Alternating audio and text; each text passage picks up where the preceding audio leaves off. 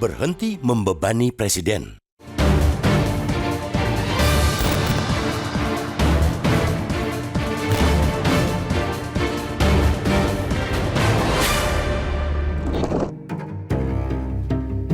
Menteri sejatinya dan semestinya adalah pembantu presiden.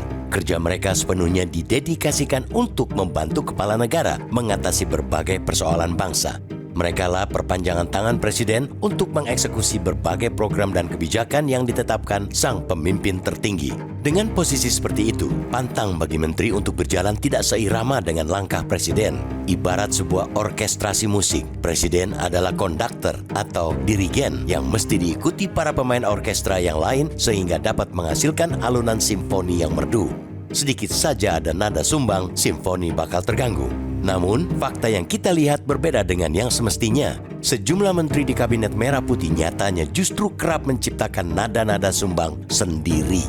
Mereka tidak mampu menjadi bagian dari orkestrasi yang solid. Alih-alih membantu tugas presiden, beberapa dari mereka justru membebani presiden. Setiap kebijakan pemerintah semestinya menawarkan solusi atau berbagai persoalan yang terus menghantam bangsa ini.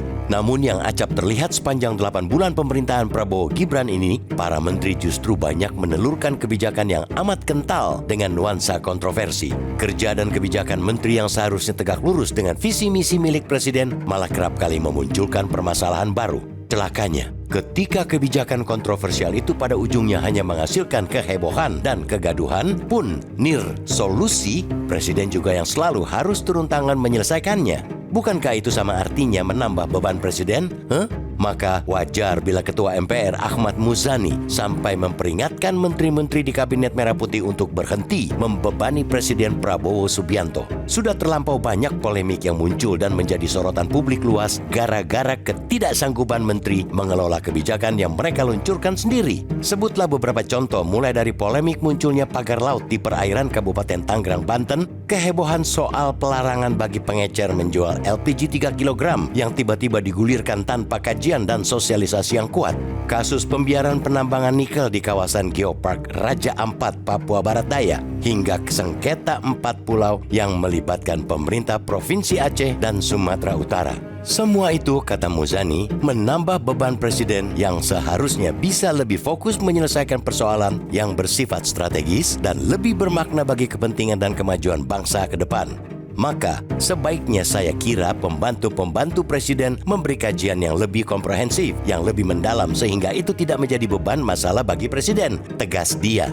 Peringatan dari seorang ketua MPR yang juga sekretaris jenderal Partai Gerindra, partai penguasa saat ini, itu tentunya tidak bisa dianggap main-main. Secara tersirat, apa yang disampaikan Muzani itu bisa dimaknai sebagai peringatan Prabowo kepada para menterinya agar tak mengkhianati kepercayaan yang sudah ia berikan dengan kinerja yang seadanya. Presiden Prabowo pun beberapa waktu lalu pernah menegaskan bahwa ia tidak akan ragu untuk menindak apabila jajarannya di Kabinet Merah Putih tidak mampu bekerja dengan baik. Artinya, tidak ada tempat bagi menteri yang berkinerja lemah, yang gemar mbalelo, yang tak punya sensitivitas terhadap persoalan rakyat di Kabinet Prabowo. Hingga 8 bulan pemerintahan ini berjalan, reshuffle besar-besaran memang belum tereksekusi. Namun, tetap saja ancaman dan peringatan itu mestinya bisa melecut para pembantu presiden supaya lebih cepat berakselerasi dan memperbaiki diri, bukan malah memelihara kegemaran mereka membebani presiden.